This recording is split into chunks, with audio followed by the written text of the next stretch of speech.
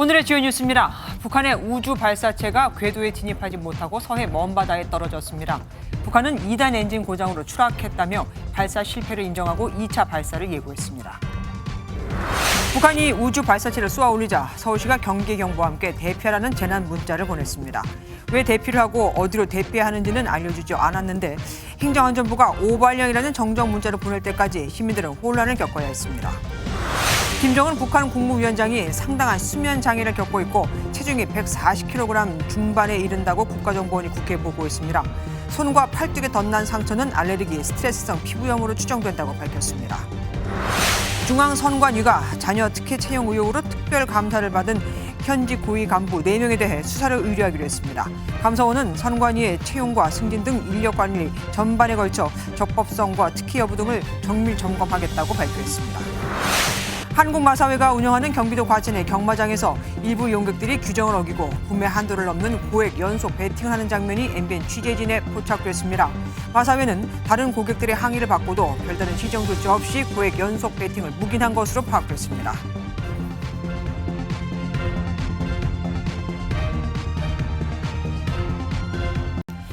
이른 아침 재난 문자에 놀라 일어난 분들 많았죠. 출근 도중에 버스에서 내려 다시 집으로 향한 분들까지 있었는데 북한이 쏜 우주 발사체 때문이었습니다. 필리핀 먼 바다까지 날아갈 거라던 북한의 말과 달리 이 발사체는 비정상 비행 끝에 서해에 떨어졌죠. 호기롭게 쏘았지만 실패한 겁니다. 첫 소식 이혁근 기자가 준비했습니다.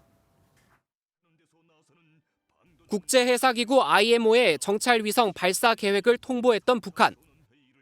오늘 0시부터 다음 달 11일 0시 사이 발사체를 쏘겠다며 1단 로켓, 위성 덮개, 2단 로켓의 낙하 지점까지 예고했습니다.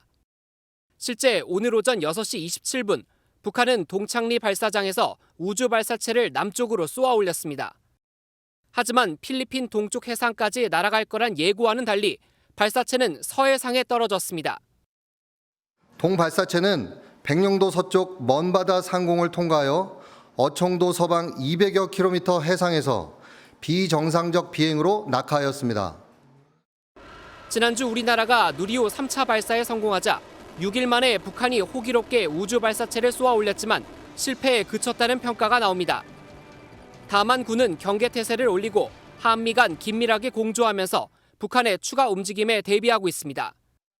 MBN 뉴스 이혁근입니다. 북한은 로켓 발사 실패 후 이례적으로 신속히 실패 사실을 알렸습니다. 또 과학자, 기술자, 전문가들이 구체적인 원인 규명에 착수한다며 조속히 2차 발사를 하겠다고도 했죠. 하지만 바로 다시 발사할 수 있을지는 전망이 엇갈립니다. 이병주 기자가 보도합니다. 북한은 로켓 발사 2시간 반쯤 뒤 조선중앙통신을 통해 발사 실패 사실을 알렸습니다. 구체적으로 로켓 1단 분리 후 2단 엔진에 문제가 생겼다고 밝혔습니다. 북한 국가우주개발국은 신형 엔진의 신뢰성과 안정성이 떨어지고 사용된 연료에도 문제가 있는 것으로 보고 실패 원인을 파악하겠다고 전했습니다. 국정원은 발사체가 무리한 경로 변경을 하다 기술적 문제가 생긴 것으로 파악하고 있는 가운데 실패 사실을 밝힌 건 위성 발사라는 점을 부각해 자신들 행위에 정당성을 부여한 것이라는 해석을 내놨습니다.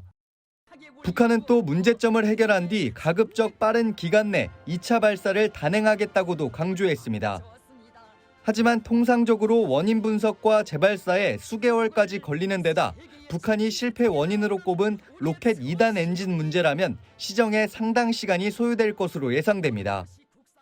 2단 고공 엔진은 이제 진공 중을 비행하기 때문에 그것을 정확하게 모사하려면은 진공 챔버를 갖춘 연소 시험장을 갖춰야 되는데 북한이 그게 없죠. 다만 6월 당 전원회의 등 북한 내부 사정이나 여름 기상 상황을 고려하면 최소한의 조치 뒤 수준의 재발사를 감행할 수 있다는 전망도 나옵니다. MBN 뉴스 이병주입니다. 우리 군은 바로 발사체 낙하 지점인 서해 공해상으로 달려갔습니다. 인양을 해서 북한의 기술력, 특히 ICBM 성능을 파악하기 위해서입니다.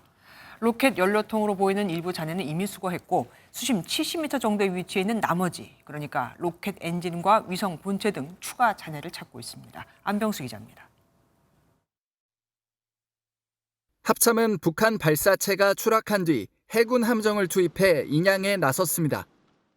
북주장 우주 발사체 일부로 추정되는 물체를 식별하여 인양 중에 있습니다. 낙하 지점은 어청도에서 서쪽으로 200여 킬로미터 떨어진 한국과 중국의 중간 해역, 수심은 70m입니다. 군은 점검문 13이라고 써진 로켓 연료통으로 추정되는 일부 잔해를 먼저 수거해 공개했습니다. 이 수거물이 1단 연료통이라면 2단 결합부가 깨끗한 점을 볼 때 2단 엔진의 점화 실패로 추락했다는 북한 설명과도 맞아떨어집니다. 합참 관계자는 인양이 마무리되면 육지로 옮겨와 관련 연구기관과 함께 정밀하게 기술 분석을 할 것이라고 밝혔습니다. ICBM과 같은 종류로 추정되는 로켓 엔진과 위성 본체 확보는 인양 작업의 최대 관건으로 꼽힙니다. 수심 아래에 엔진 등 여러 가지 잔해물들이 많이 있을 걸로 추정돼요. 그런 잔해물들을 다 수거할 수 있다면은 북한의 미사일 능력에 대해서 정확하게 파악할 수 있습니다. 이 밖에도 그는 발사체를 통해 북한의 대북 제재 준수와 외국 기술 이전 여부 등 복합적인 정보를 얻을 수 있을 것으로 전망됩니다. MBN 뉴스 안병수입니다. 그런데 이번 발사체의 궤적을 보면 그간 북한이 쏘아 올렸던 방향과 다릅니다. 그동안은 거의 동해상으로 발사했었는데 이번엔 남쪽으로 발사하면서 많은 이들의 간담을 서늘하게 했거든요. 왜 동쪽이 아닌 남쪽을 향해 쏜 걸까요? 오태훈 기자가 알아봤습니다. 북한이 최근 발사했던 발사체는 대륙간 탄도미사일 화성 18형으로 1단 로켓과 2단 로켓 모두 동해상에 떨어졌습니다. 지난해 발사한 대륙간 탄도미사일 8발과 중거리, 잠수함 발사 탄도미사일 등 70발가량도 동쪽으로 향했습니다. 하지만 이번엔 북한은 발사 전부터 로켓 잔해물 낙하 지점을 서해와 필리핀 인근 해역으로 예고했습니다. 비행 방향을 남쪽으로 잡은 겁니다. 가장 큰 이유는 북한이 올리려는 정찰 위성 궤도를 태양 동기 궤도에 올려놓기 위해서입니다.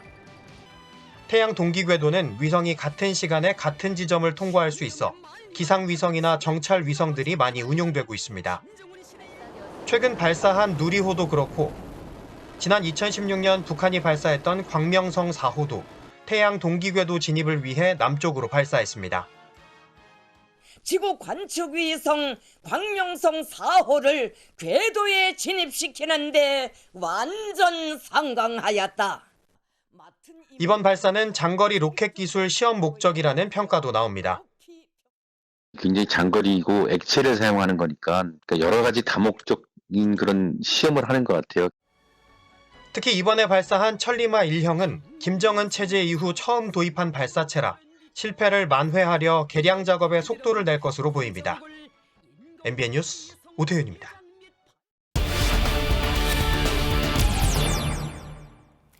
북한의 정찰 위성 발사 소식 뉴스 추적에서 한 걸음 더 자세히 들어가 보겠습니다. 국방부 출입반응 정치부 권용범 기자와 함께합니다.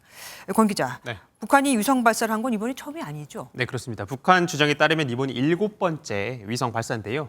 지난 1998년 광명성 1호를 시작으로 지난 2009년 광명성 2호를 발사했지만 모두 실패한 것으로 전해집니다.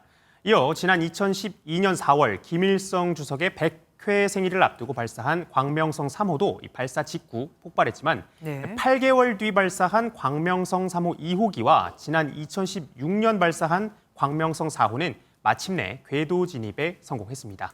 다만 이 위성들이 현재 정상 작동하는지는 확인되지 않고 있습니다. 큰 소리 치면서 쏘아 올렸는데 저렇게 됐으니 참 망신스럽기도 할 것 같습니다. 사실 이번 발사 좀 서두른 감이 없지 않아 있었죠? 네, 맞습니다. 이 망신도 이런 망신이 좀 없는데 이 11년 만에 발사 실패입니다. 네. 이번에 북한은 사실상 기술적 준비를 완벽히 끝내지 못하고 발사를 했습니다. 여기엔 정치적인 동기가 강하게 작용했을 가능성이 큽니다. 설명을 좀 드리면 북한은 정주년, 그러니까 5년과 10년 단위로 꺾어지는 해를 아주 중요하게 생각하는데요. 네. 오는 7월 27일은 정전협정 체결일인 전승절 70주년이고 다음 달엔 노동당 전원회의까지 소집해둔 상황이죠. 발사에 성공을 해서 축제 분위기를 만들어 보려는 압박감이 컸던 것으로 보입니다. 최근 우리가 누리호 3차 발사에 성공하면서 위기감을 느꼈을 가능성도 있습니다. 어쨌든 실패를 했으니까 누군가는 책임을 져야 하지 않겠습니까? 네, 맞습니다. 이 책임을 져야겠죠. 김정은 북한 국무위원장 이번 위성 발사에 상당한 관심을 보였습니다. 네. 딸 김주애와 군사정찰위성 1호기를 시찰하는 모습까지 공개를 했었죠. 국가정보원은 김 위원장이 이번 위성 발사를 현지에서 참관한 것으로 추정된다고 밝히기도 했는데요. 그럼에도 실패를 했으니 기술 부분 책임자에 대한 처벌이 예상이 되고요. 총괄을 맡은 리병철 노동당 중앙군사위원회 부위원장도 처형까진 아니라고 해도 책임에서 벗어날 순 없어 보입니다. 전문가 의견 들어보시죠.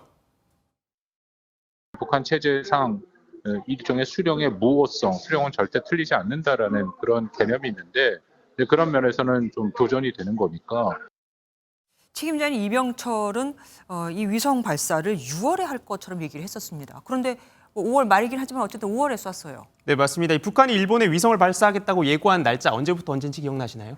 5월 말부터 6월 한 10일경 아니었습니까? 네, 정확하게 5월 31일부터 6월 11일 사이였습니다. 이 얘기가 지난 29일에 나왔는데 네. 그런데 하루 뒤에 리병철이 발사 시점을 6월로 언급을 했습니다. 5월 31일, 그러니까 오늘 하루가 비죠. 긴장이 풀리는 하루를 노린 속임수, 전형적 기만 전술이라고 볼 수 있는데요. 이것도 전문가 의견 직접 들어봤습니다. 북한스럽다라고 봐야죠. 우리 한국 또는 미국, 일본 측에 대해서 끝까지 혼란을 초래하기 위해서 이렇게 하지 않았나. 북한 주민들이 이 발사 실패 소식을 들으면 좀 동요하진 않을까요? 현재로선 그럴 가능성은 적습니다. 그래요? 오늘 발사 실패 사실을 보도한 북한 매체는 조선중앙통신입니다. 외국을 대상으로 하는 관영 통신사이기 때문에 북한 주민들은 볼 수가 없는 매체인데요. 네. 북한 주민들이 볼 수 있는 노동신문이나 조선중앙TV는 아직 발사 실패 내용을 보도하지 않은 상태입니다. 그동안 김정일 시대와 달리 김정은 시대엔 실패를 실패대로 인정한 경향이 있거든요. 발사 실패를 주민들에게 공개할지 좀 지켜봐야 할 대목입니다. 예, 뉴스 추적 지금까지 권영범 기자와 함께했습니다.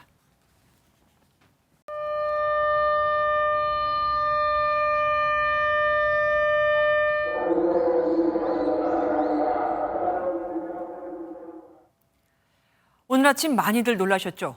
첫 경계 경보가 발령된 건 오전 6시 32분. 이어 서울 지역에 대피할 준비를 하라는 문자가 발송된 건 오전 6시 41분. 이어 오발령 사항임을 알려드린다라는 문자가 온 건 오전 7시 3분. 오늘 아침 불과 31분이라는 짧은 시간 동안 일어났던 일입니다. 그 순간 우리 국민들은 어떤 마음이었을까요? 큰 소리로 대피하라는 사이렌은 울렸지만 당최 왜? 어디로 대피를 하라는 건지 알 수가 없고 그럼 아이들 등교는 해야 하는 건지 회사로 출근을 해도 되는 건지 그야말로 대혼란의 30분이었죠. 먼저 이시열 기자가 시민들을 만나 당시 상황을 들어봤습니다. 여느 때와 달라 보이지 않는 초등학교 등굣길. 하지만 약 2시간 전 다급하게 울린 사이렌 소리와 경계 경보를 알리는 문자에 학생들은 불안감을 떨칠 수 없었습니다. 무서웠어요. 학교 가야 되냐 이런 생각은 안 들었어요? 그 생각도 들었죠. 갑작스런 알람에 자녀들의 등교를 준비하던 학부모들은 크게 놀랐습니다. 진짜 실제 상황인가 아닌가 긴가민가 해서 애를 학교를 보내야 되나 말아야 되나 하고. 황당했어요. 그 문자가 이제 대피하라고까지는 문자가 온 적이 없었는데 대피하라고 문자가 오니까. 출근길 걱정도 마찬가지였습니다. 뉴스 보고 이제 혹시나 동원령이 떨어지면 어떻게 될까 걱정도 하고 근데 출근은 해야 되니까 출근 걱정도 되고. 버스에서 이제 나오면서 문자 받았는데 아침에 갑자기 그렇게 경보가 울려가지고 좀 많이 당황했고. 인터뷰 중간에 울린 사이렌에 불안감은 더 커졌습니다. 좀 불안한 감도 있고 또 한면으로는 좀 안타까운 감도 있고 그랬습니다. 짧지도 길지도 않은 31분. 다행히 실제 상황은 아니었지만 그야말로 대혼란의 아침이었습니다. MBN 뉴스 이시열입니다. 북한의 발사체 발사 소식에 누구보다 가슴을 졸인 건 서해 최북단 백령도 주민들이었을 겁니다. 백령도에는 실제 대피령이 떨어져 그 새벽에 38개 대피소로 주민 500여 명이 나뉘어서 몸을 피해야 했거든요. 노승환 기자가 보도합니다. 면사무소에서 쉴 새 없이 사이렌이 울립니다.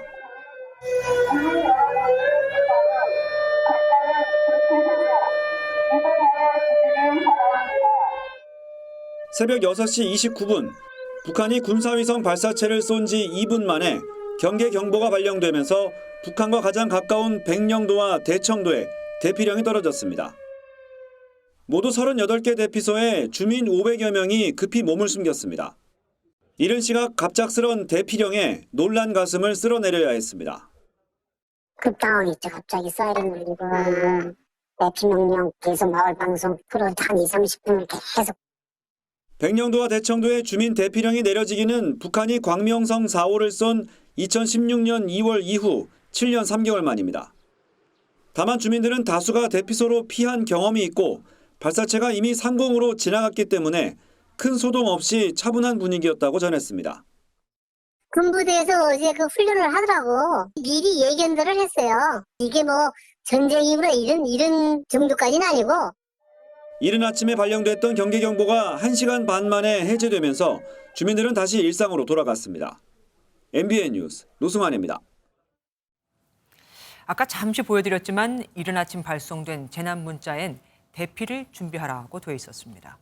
하지만 시민들은 왜 대피를 해야 하는지, 어디로 가야 하는지 몰랐고 이유를 찾아보느라 직접 인터넷 검색을 하면서 한때 검색 포털은 마비까지 됐습니다. 서울시는 기준에 따라 문구를 작성했다고 해명했는데 같은 날 같은 이유로 재난 문자를 발송한 일본과 참 많이 비교가 됐습니다. 장덕진 기자의 보도 보시고 이 소식 뉴스 추적에서 이어가겠습니다. 서울시가 오전에 보낸 위급 재난 문자입니다. 보시는 것처럼 대피를 준비하라는 말이 있어서 많은 시민분들이 놀라셨을 텐데요. 하지만 어디로 어떻게 대피해야 하는지 구체적인 설명은 없었기 때문에 시민들은 오히려 당황스럽다는 반응입니다. 정확히 어디로 가라라는 말도 없었고 예비군 신분인 입장에서 앞으로 어떤 식으로 대처를 해야 되는지에 대해서 좀 막막하다라는 느낌을.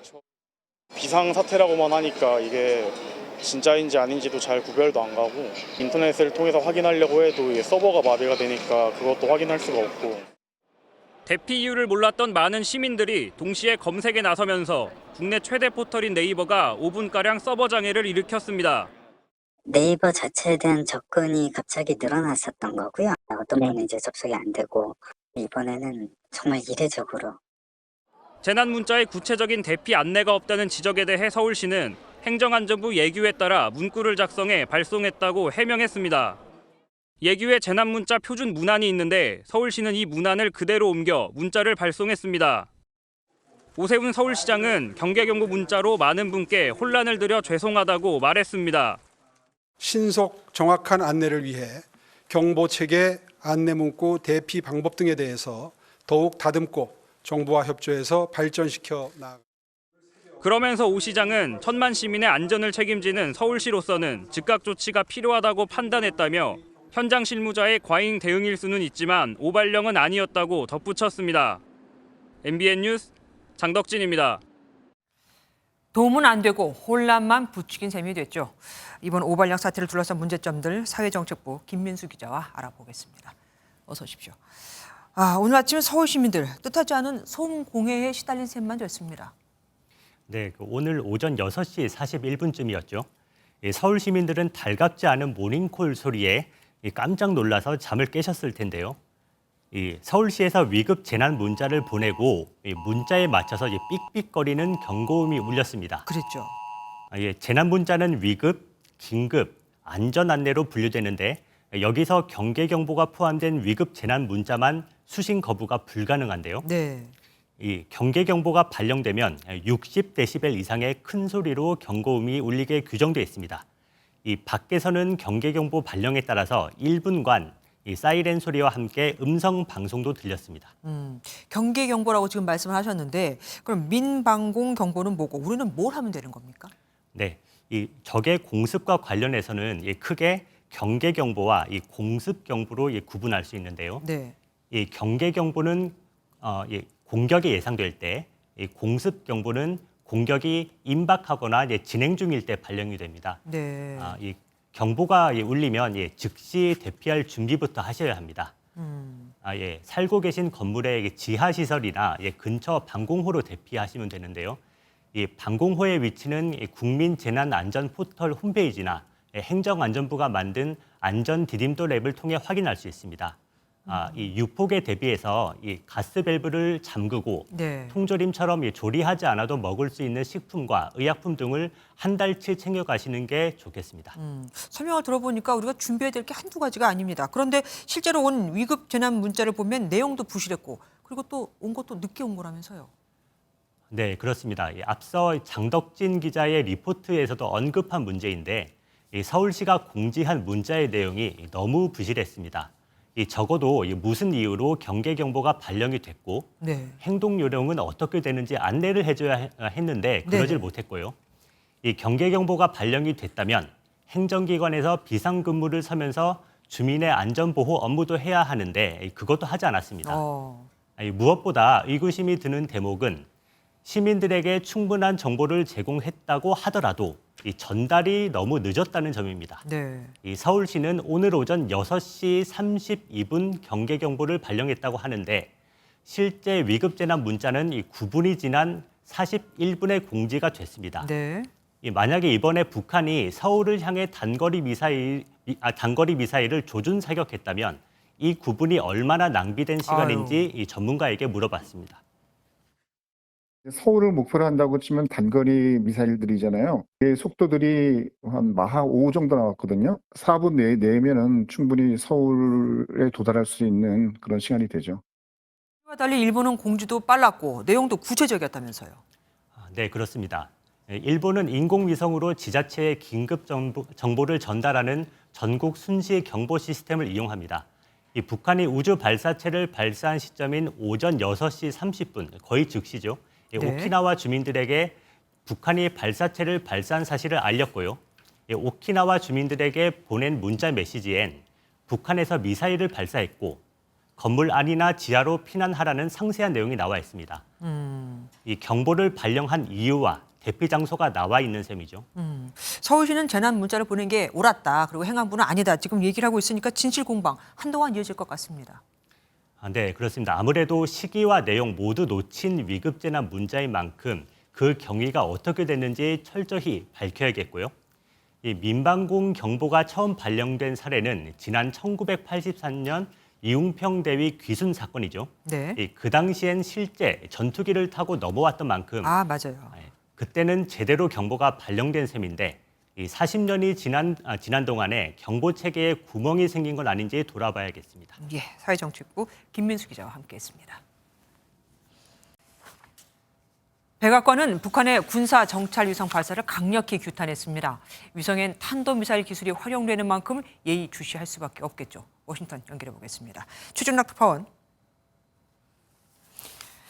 네, 워싱턴입니다. 예, 백악관도 안전보장회의 그 성명을 발표했죠. 네, 백악관은 국가안전보장회의 NSC 성명을 통해 유엔 안보리 결의 위반이다. 그리고 안보조회 행위다. 이렇게 비판했습니다.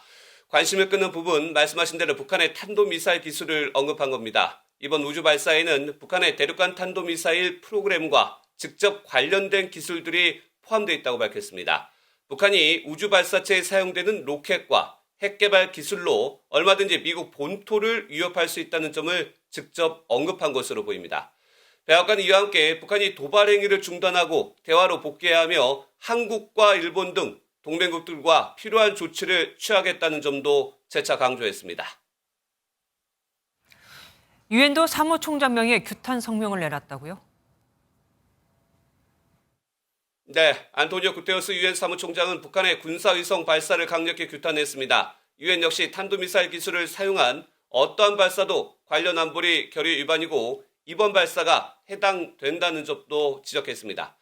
특히 비록 실패했지만 북한이 2차 발사를 예고한 만큼 한국과 미국 등은 안보리 긴급회의 소집을 요청해 경고에 나설 예정입니다. 미국 인도태평양 사령부는 북한의 발사에 대해 즉각적인 위협은 아니라면서도 상황을 계속 예의주시하고 있다고 밝혔습니다. 이런 가운데 로이드 오스틴 미 국방장관 북한의 발사 직후 한때 대피령이 내려졌던 일본을 방문해 동맹을 강조하면서 이목을 끌었습니다. 지금까지 워싱턴에서 전해드렸습니다. 한편 북한 김정은 위원장이 알코올 의존증에 상당한 수면 장애를 겪고 있다는 국정원의 보고가 나왔습니다. 체중은 140kg에 달하고 피부염을 앓고 있다는 분석도 나왔습니다. 노태영 기자가 보도합니다. 김정은 북한 국무위원장이 지난 16일 군사 정찰위성 사업을 현지 지도하는 모습입니다. 딸 김주혜와 동행해 회의를 진행하는 장면에서 손에 들린 담배가 보입니다. 국정원은 김 위원장이 니코틴과 알코올 의존증이 심한 상태로 파악된다고 국회 정보위에 보고했습니다. 외국 담배와 고급 안주를 다량으로 들어오고 있어 국정원에서는 김정은이 알코올, 니코틴 의존도가 높아지고 더 심한 불면증에 시달리게 되는 또 당시 눈에 띄는 다크서클과 피곤한 모습이 관측됐으며 AI로 체중을 분석한 결과 140kg 중반으로 보인다고 전했습니다. 지난 4월 북한이 해외에서 최고위급 인사의 불면증 치료를 위한 정보를 집중 수집했던 점을 들어 김 위원장이 수면장애를 겪는 것으로도 분석했습니다. 국정원은 또 작년 말부터 확인되고 있는 김 위원장의 손과 팔뚝에 긁어서 덧난 상처는 알레르기와 스트레스가 복합작용한 피부염 때문으로 추정했습니다. MBN 뉴스 노태현입니다. 후쿠시마 오염수 시찰단이 일본에 다녀온 지 닷새 만에 결과를 발표했습니다.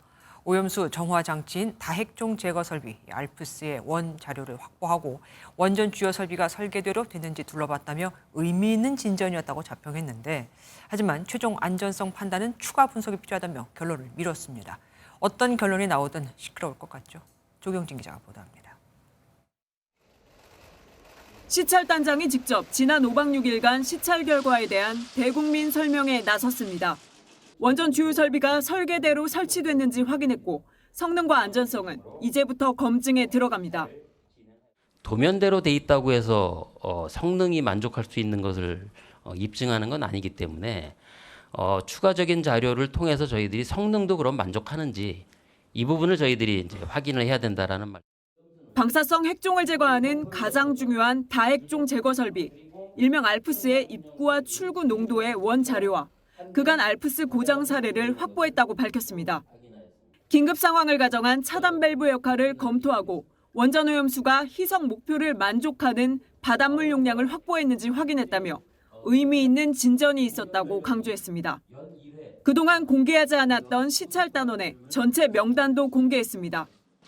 다만 가장 관심이 쏠린 시료 채취는 한일 간 논의 과정에서도 언급하지 않은 것처럼 원전 현장에서도 시도하지 않았다고 밝혔습니다.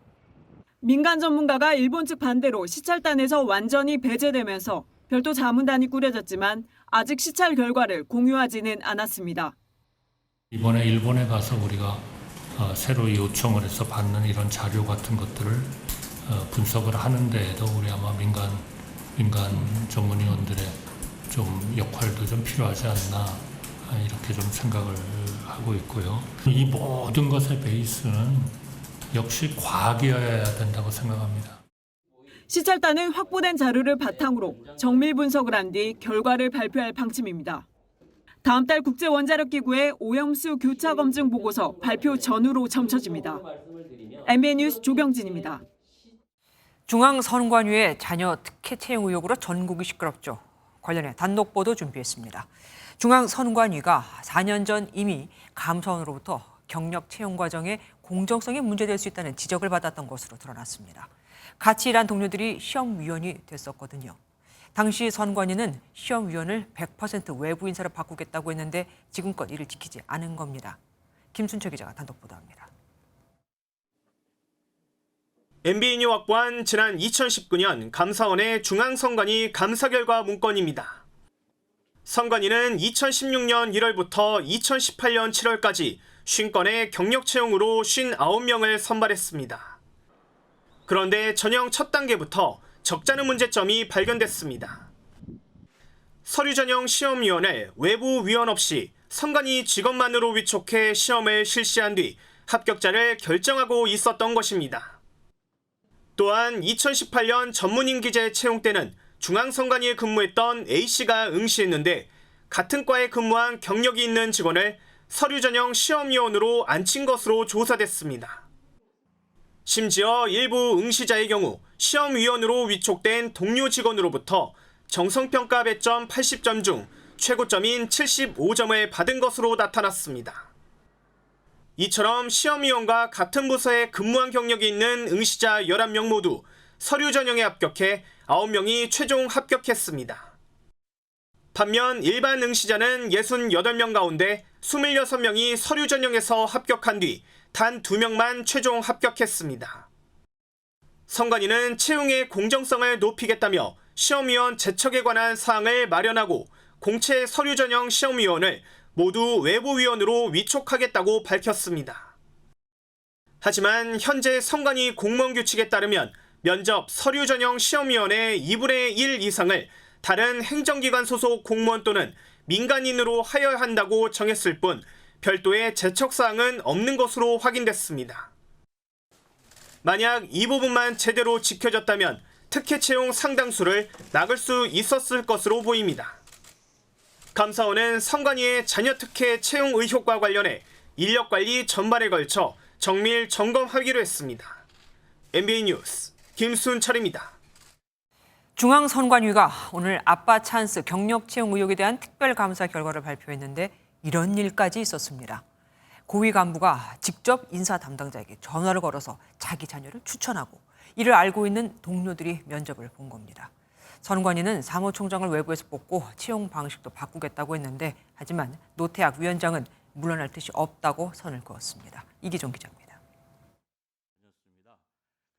지난 2018년 당시 송봉섭 선관위 사무차장은 경력 채용 과정에서 지역 선관위 인사 담당자에게 전화해 자녀를 직접 추천했습니다.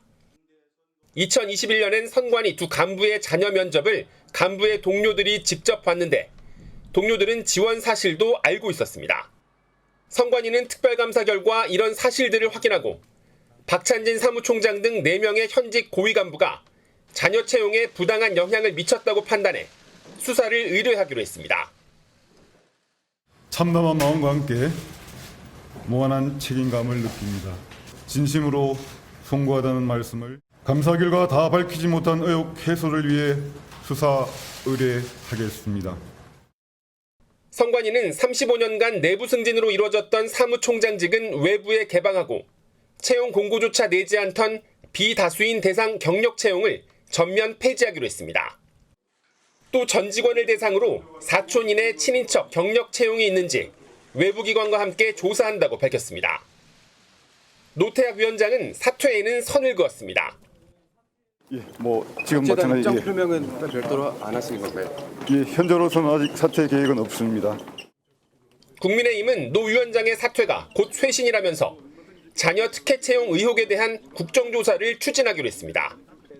MBN 뉴스 이기종입니다. 수십억 코인 논란 뒤 자맹해온 김남국 의원이 17일 만에 국회로 출근했습니다. 업계에선 이미 자금 세탁이 매우 의심된다는 말이 나왔죠. 김 의원은 터무니없다며 일축했습니다. 안보람 기자가 보도합니다. 김남국 의원이 주로 이용했던 가상화폐 거래소 어피트 이서구 대표를 부른 국민의힘 코인게이트 진상조사단. 가상화폐를 활용한 자금 세탁 의혹을 집중 조사하며 공세를 이어갔습니다.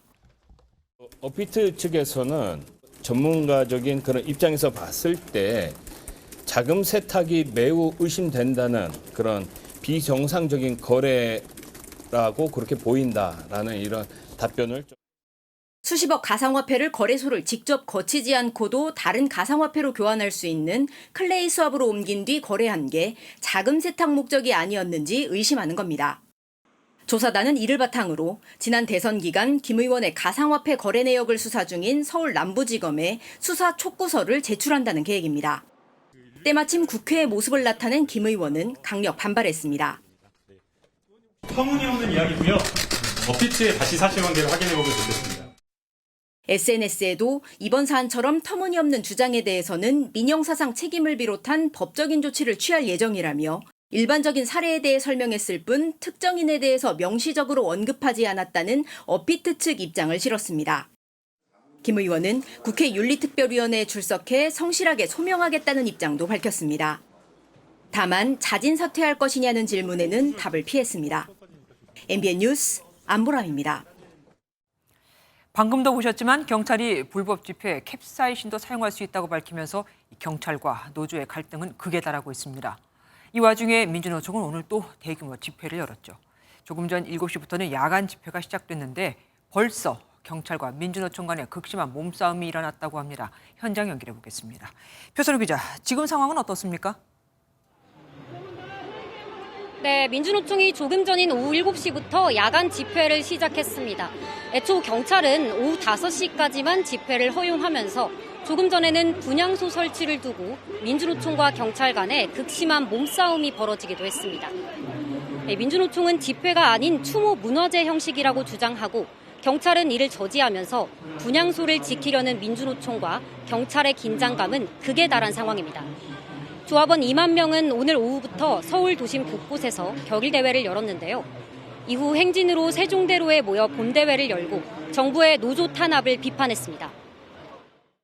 윤석열 정권은 민주노총을 노동자들을 불법, 비리, 폭력, 간첩으로 낙인 찍어 탄압했습니다. 그러나 우리는 투쟁을 멈추지 않았습니다. 민주노총 조합원들은 7시 추모제를 마친 뒤 경찰청으로 행진을 이어간다는 방침입니다. 결국 경찰이 캡사이신을 사용한 겁니까? 네, 경찰은 앞서 지난 2017년을 마지막으로 사용하지 않았던 캡사이신을 필요시엔 사용할 수 있다며 엄정 단행을 예고한 바 있는데요. 아직까지 캡사이신 분사는 없지만 윤희근 경찰청장은 오늘 오전에도 경찰은 해야 할 역할을 다하겠다며 방침을 다시 한번 고수했습니다. 캡사이신은 현장 상황에 따라서 부득이 사용이 필요하다 그러면 현장 지휘관의 판단으로 사용할 수 있도록 준비하라고 했습니다. 살수차 도입 계획에는 차차 말씀드리겠다며 말을 아꼈습니다. 경찰의 불허 방침과 저지에도 민주노총의 추모제는 계속 진행되고 있어 양측 간 충돌은 앞으로도 계속될 것으로 보입니다. 지금까지 서울 세종대로에서 MBN 뉴스 표선우입니다. 다음 소식입니다. 경마 베팅은 한 경기당 1인당 10만 원까지만 할 수 있습니다. 그런데도 막권에 손댔다가 집안이 망했다는 이들이 종종 있죠. 왜일까요? 규정을 지키지 않는 이들이 그만큼 많기 때문입니다. 오늘부터 이틀간 MBN은 경마장에서 공공연하게 이루어지는 고액 연속 베팅의 실태를 보여드리려고 합니다. 먼저 고액 연속 베팅이 이루어지고 있는 과천 경매장 5층 회원 전용 라운지로 가보겠습니다. 김태형 기자가 단독 보도합니다. 한국마사회가 운영하는 경기도 과천의 경마공원 레츠런파크. 공원 안으로 들어가면 바로 보이는 신관 엘빌에 일반 관람석 외에 5층과 6층 회원 전용실이 운영되고 있습니다. 취재진이 5층 회원실에 들어서자 오후 12시 40분 경기 직전 남성 2명이 2개의 발권기 앞에 서 있는 모습이 보입니다. 베팅 시간이 1분가량 남자 갑자기 한 명은 막권 구매표를 작성하고 한 명은 발권기 2개에 전달받은 표를 계속 넣기 시작합니다. 이른바 초치기로 막권을 구매하는 겁니다.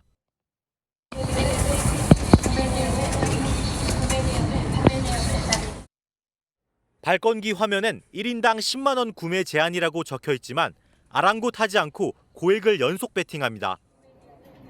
다른 발권기에서도 2인 1조로 베팅을 하는 모습이 목격됩니다. 이들을 추적해본 결과 회원 전용실 중에서도 VIP 룸에 해당하는 C라운지에 상주하고 있었습니다. 이 라운지는 방마다 칸막이가 있는 구조입니다. 이들이 방 안에 막권 구매표를 수북이 쌓아두고 매 경기 계속해서 연속 베팅을 하고 있는 모습이 취재진에 포착됐습니다.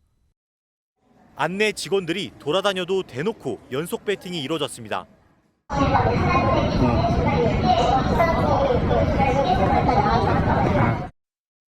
배당률이 거의 확정되는 베팅 마감 시간 3분을 전후해 C라운지 내의 발권기는 물론 라운지 밖에서도 더 많은 베팅을 위해 발권을 하는 것으로 추정됩니다. 취재진이 다음 날 방문했을 때도 옷차림만 달라진 이들은 역시 연속 베팅을 하고 있었습니다. 하루 15경기, 어림잡아 수천만 원에서 억대가 넘는 베팅이 주말 내내 이뤄지고 있는 겁니다. MBN 뉴스 김태형입니다. 이렇게 공공연하게 규정을 어긴 고액 연속 베팅이 이루어지는 걸 현장 직원이나 고객들 다 알고 있었습니다. 심지어 마사회 측도 영상을 확보했다는 취재진의 말에 사실을 인정하면서도 단속하는 인력이 따로 있다고 해명을 했죠.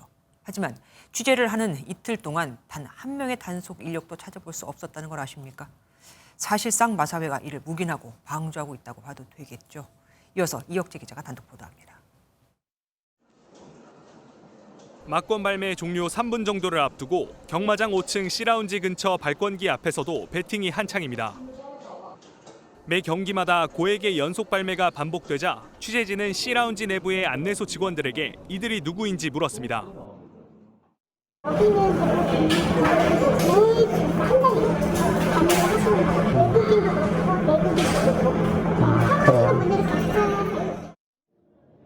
직원들은 이용객들의 가방 안에 무엇이 들었는지도 파악하고 있습니다. 외국 분들도 보니까 항상 가방으로 이렇게 그냥 조금 아니고 구매표인데? 장기간 특정 고객들이 C라운지와 인근 발권기를 독점하다시피 이용하고 있다는 걸 알면서도 별다른 제재가 없었던 겁니다. 매출 때문에 특정 집단의 고액 배팅을 묵인하는 것 아니냐는 마사회 내부 직원들의 목소리가 나오는 이유입니다. 경마장을 이용하는 다른 고객들도 마사회에 항의했지만 무용지물입니다.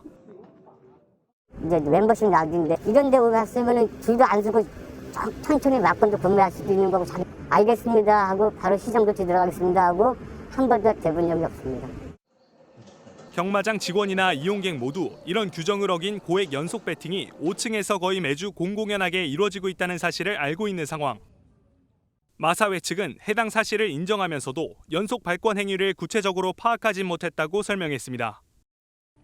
또 연속 발권을 단속하는 인력이 있다고 해명했지만 취재가 진행된 이틀 동안 연속 발권을 막는 직원은 없었습니다. MBN 뉴스 이혁재입니다. 규정을 어기고 이루어지는 경마장 고액 연속 배팅 현장 취재한 김태현 기자에게 더 자세히 들어보겠습니다. 어서 오십시오. 경마장에서 이루어지고 있는 고액 연속 배팅 이게 정확히 뭐 하는 겁니까? 네, 한국 마사회는 막권 구매 한도를 1인 1회 10만 원으로 제한하고 있습니다. 네. 과도한 배팅을 자제하고 건전한 경마 문화를 위해서인데요. 고액 연속 배팅은 이 규정을 위반하고 리포트에서 보신 대로 막권 구매표를 10만 원 이상 계속해서 배팅하는 겁니다. 정확한 정보만 있다면 낮은 배당이라도 배팅한 금액이 많다 보니 수익을 훨씬 많이 낼 수 있는 구조입니다. 다들 와서 하지는 않을 거고 그럼 현장에서 이렇게 연속 배팅하는 이들은 누굽니까? 네, 취재진이 먼저 포착한 건 2인 1조의 한국인들이었습니다. 내부 관계자에 따르면 이들은 지시를 받아 연속 배팅을 하는 아르바이트생, 즉 말단에 불과한 것으로 보입니다. 실제로 귀에 이어폰을 꽂고 어떤 대화를 하는 모습도 보였는데요. 네. 지시를 받고 배팅하는 걸 짐작할 수 있는 대목이죠.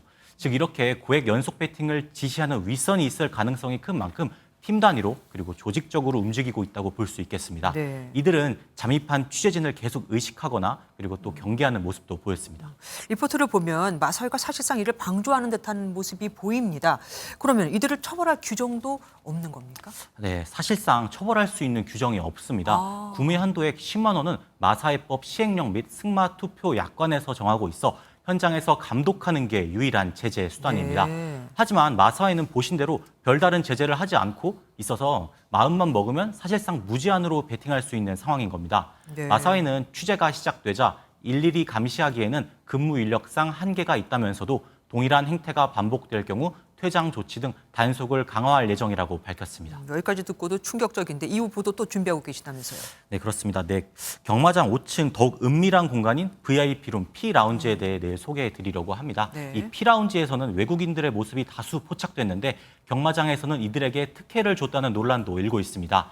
이들도 고액 연속 배팅을 하는 것으로 의심되는데 마사회 매출 때문에 사실상 대규모 국부 유출을 방관하고 있다는 부분에 대해 집중적으로 보도해 드리겠습니다.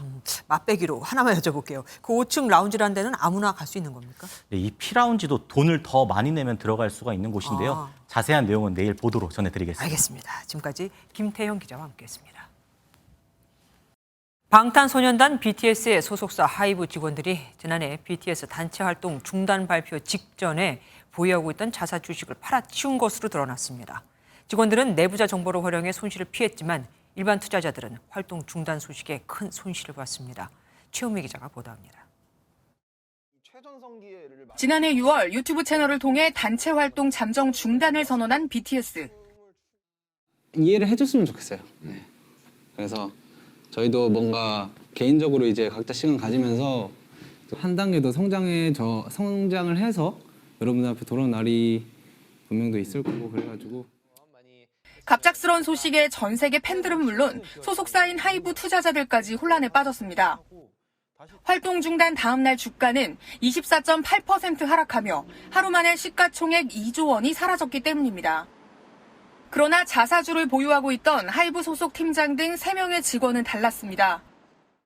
곧 활동을 중단한다는 내부 정보를 듣고 보유하고 있던 주식을 공식 발표 전에 매도해 1인 최대 1억 5천만 원, 총 2억 3천만 원의 손실을 피했습니다. 금융감독원 자본시장 특별사법경찰은 내부 정보를 활용해 주식을 매도한 하이브 소속 팀장 등 3명을 자본시장법 위반 혐의로 검찰에 기소 의견 송치했습니다. 하이브는 개인의 일탈이라는 해명만 내놓았습니다. 개인에 대해 이뤄진 건임으로 회사가 기를 수 있는 말씀이 없다. 사실 이게 공식 입장이고요. 위법 사항이 확정되면 위법 행위 사항만 합당한 조치가 이루어질 거라고.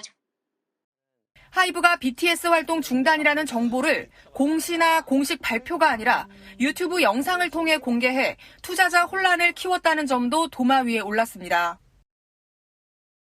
금융감독원은 핵심 아티스트의 활동 계획이 회사 주가에 미치는 영향이 상당하다며 관련 정보가 투자자들에게 올바른 방식으로 제공될 수 있도록 시스템을 갖춰야 한다고 강조했습니다. MBN 뉴스 최은미입니다. 얼마 전 부산에서 아르바이트 앱으로 만난 또래를 살해하고 시신을 훼손해 유기한 20대 여성. 그동안 계속 우발적인 범행을 주장해왔죠. 그런데 이 여성이 범행 전에 살인과 관련된 내용을 검색한 것으로 확인됐습니다. 내일은 가해 여성의 신상 공개 여부가 결정됩니다. 박상호 기자입니다. 아르바이트 앱에서 만난 또래 여성을 살해하고 시신을 훼손해 유기한 혐의로 구속된 20대 여성은 범행 동기에 대해 입을 닫았습니다. 살인 동기가 어떻게 되나요? 시신 왜 훼손하셨어요? 경찰 조사에선 말다툼을 하다 살해했다며 우발적 범행이라고 진술한 것으로 전해졌습니다. 그런데 이 여성의 휴대전화 포렌식 결과 계획 범행이 의심되는 정황이 드러났습니다. 범행 전 인터넷으로 살인과 살인사건 등을 검색한 기록이 확인됐고 도서관에서 범죄 관련 소설을 빌려본 내역도 파악됐습니다. 가해 여성은 피해자에게 접근할 때도 과외 교사를 구하는 부모로 위장했던 것으로 알려졌습니다. 지난 23일 처음 연락이 닿았고 사흘 뒤 혼자 사는 피해자의 집에 찾아가 잔혹한 범행을 저질렀습니다. 범행 후에는 마트에 들러 락스와 비닐봉지를 구매했습니다.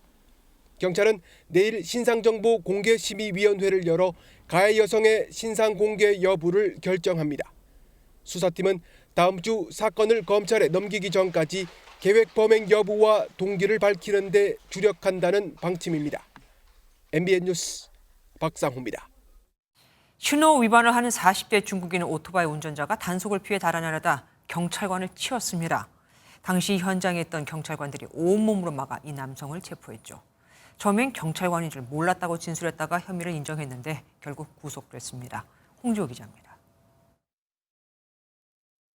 음주운전 단속을 하던 경찰관이 다급하게 차 반대편으로 뛰어가 멈추라는 신호를 보냅니다. 속도를 늦추지 않자 몸으로 오토바이를 막아선 뒤 부딪혀 쓰러졌습니다.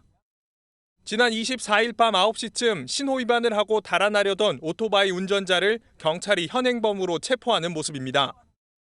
계속 달려오다가 이제 약간 멈칫하더라고요. 그래서 저도 막아섰는데 피할 타이밍을 놓쳤고 해서 이제 사고가 난 거죠. 예. 사건 당시 4명의 경찰관들이 단속을 위해 10m 정도의 간격을 두고 이 도로에 서 있었는데 남성은 이들을 모두 피하려다 결국 붙잡혔습니다.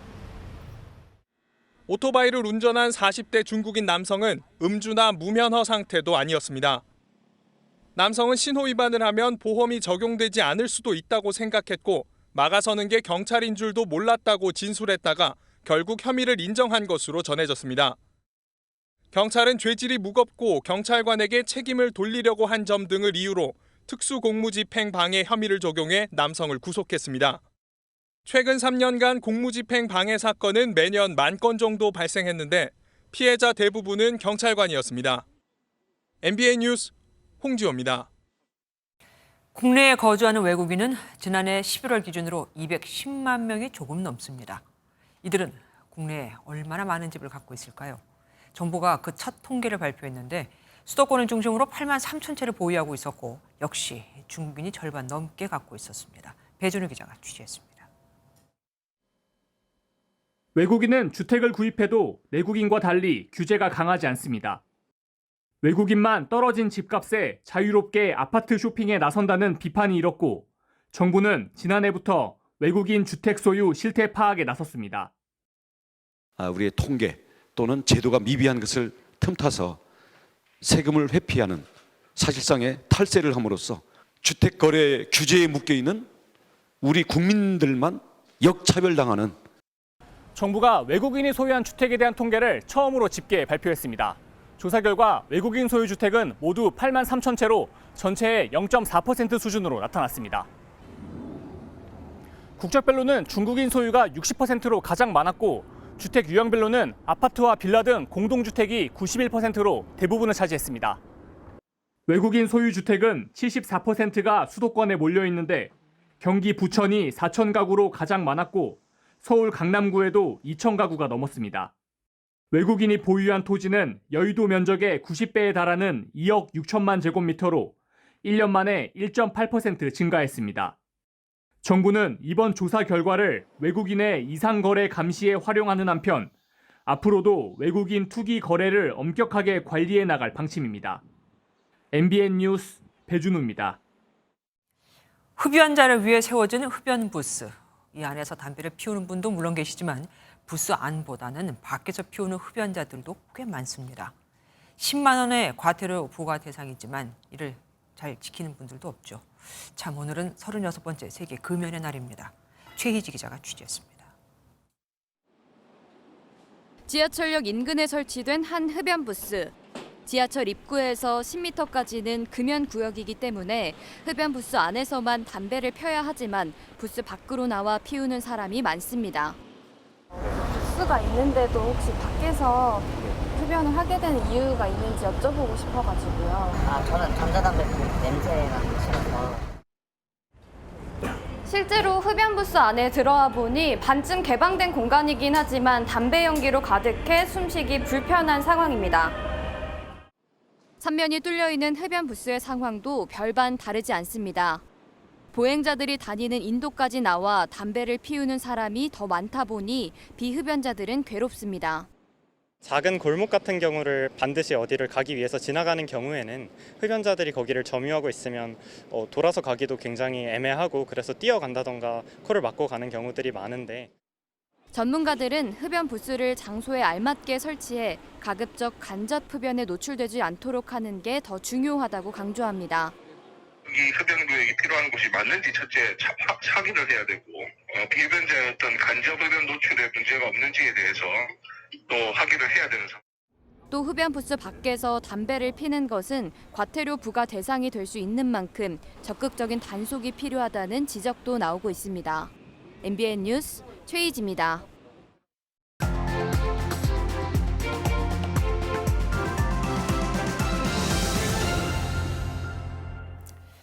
저승 앞에 흐르고 있다는 망각의 강 레테.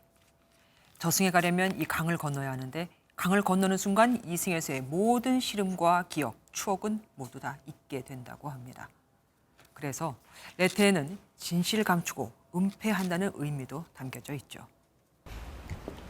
호의가 계속되면은 그게 권리인 줄 알아요. 인간은 망각의 동물이라고 했던가요? 저 대사처럼 자신들이 누렸던 특혜를 특권인 줄 아는 집단이 있습니다. 중앙선거관리위원회 간부들의 자녀 특혜 채용 의혹이 눈덩이처럼 커져 이젠 11명이 됐죠. 당시 선관위 행동강령엔 사촌인의 친족이 직무 관련자면 기관장에게 신고해야 한다고 돼 있었지만 박 사무총장만 해도 이런 의무를 아예 몰랐다고 합니다. 사무총장은 장관급인데 그럼 자신이 누릴 권리는 알고 의무는 몰랐다는 게 되죠. 얼마나 좋은 보직이길래 선관위 일을 가업으로 이으려고 했던 걸까? 공직사회에서 선관위는 꿀 직장이라 불립니다. 큰 선거가 없는 해엔 업무 강도도 낮고 헌법기관이라 아무나 손대지 못하며 승진 속도도 빠른 편이기 때문입니다. 결국 박 총장과 송 차장이 사퇴 의사를 밝혔지만 선관위는 징계성 면직이 아니라 의원 면직, 그러니까 본인 의사에 따른 면직이라고 국회에 보고했습니다. 사퇴와 상관없이 진상을 철저히 규명하고 징계 또는 수사 요청 등 합당한 모든 조치를 취하겠다고 발표해놓고는 실제로는 징계 없이 명예퇴진으로 마무리 짓겠다는 거였죠. 공무원 비위 사건 처리 규정에 따르면 내부 감사, 조사가 진행 중인 공무원은 임의로 의원 면직을 할 수 없는데 헌법상 독립기구인 선관위는 예외 기관으로 돼 있거든요. 선관위는 이 와중에 또 이 같은 특권을 활용하려고 한 겁니다. 그럼 이들은 연금 삭감도 피할 수 있고 다른 공직에 재임명될 수도 있거든요. 공분이 일자 징계성 면직을 하겠다고 하지만 국민을 바보로 하는 걸까요? 그동안 선관위는 독립기관이란 이유로 외부 감사와 견제를 피해왔습니다. 하지만 국가 선거를 총괄하는 헌법기관의 청렴성과 공정성이 흔들린 만큼 더 이상은 두고 볼 수 없습니다. 망각의 강을 건넌다면 그 다음은 죽음뿐 아니겠습니까? 김주아의 그런데 오늘은 보는 눈 없다고 채용 세습이었습니다.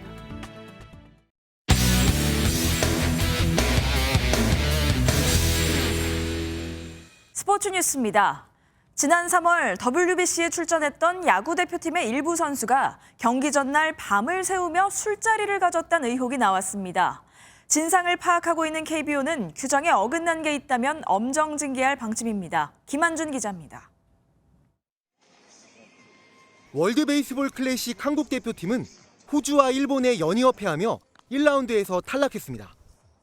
일본전 패배 이후 이강철 당시 대표팀 감독은 선수들이 기량을 제대로 발휘하지 못한 것 같다고 설명했습니다. 좋은 투수들인데 자기 역량을 좀 발휘하지 못한 게 좀 있는 것 같은데 그리고 젊은 선수들이기 때문에 좋은 경험을 쌓아서 또 다음에 이런 좋은 경기 있으면 그때는 좀 더 올라오지 않을까. 그런데 대표팀 일부 투수들이 대회 기간 도쿄 유흥주점을 찾았다는 주장이 제기됐습니다.